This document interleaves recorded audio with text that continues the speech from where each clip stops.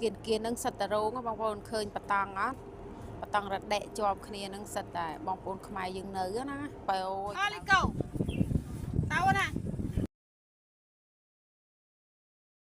ក្រុមខ្ញុំឡើងមកនឹងអត់បានទាន់បានធ្វើការអីទេបងប្អូនដោយសារតែអបសុកពេកអញ្ចឹងហើយដើរថតបងប្អូនខ្មែរយើងនៅលើកប៉ាល់ខ្ញុំដើរថតនឹងដើរថតមកជុំកប៉ាល់បងប្អូនហើយនេះខ្ញុំថតពីលើទៅនេះខាងក្រោមនោះគឺបងប្អូនខ្មែរយើងគាត់កំពុងធ្វើការតែធីវខាងគេណាដាំដៃមើលពីក្បាលកប៉ាល់ទៅដកដាំដៃដើរមិនខាងឆ្វេងនេះខ្ញុំដើរចុះមកខាងក្រោមនៅនៃក្បាលកប៉ាល់នេះដើរទៅតម្រង់ទៅខាងក្តិតកប៉ាល់ប៉ុន្តែមានបងប្អូនខ្មែរយើងច្រើនណាតាមផ្លូវហ្នឹងគៀននឹងសិតតែរងបងប្អូនឃើញបតង់អត់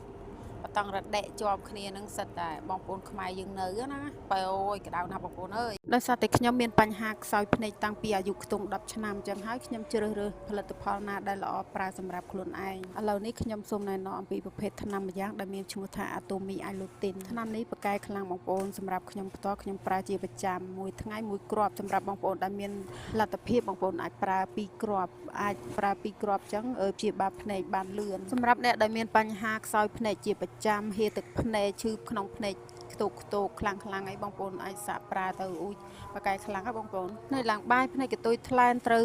ថ្ងៃអត់បានអីហៀទឹកភ្នែកជាប្រចាំហ្នឹងនេះអ្នកស្រុកភូមិជាប់ខ្ញុំបងប្រុសអីមិញហ្នឹង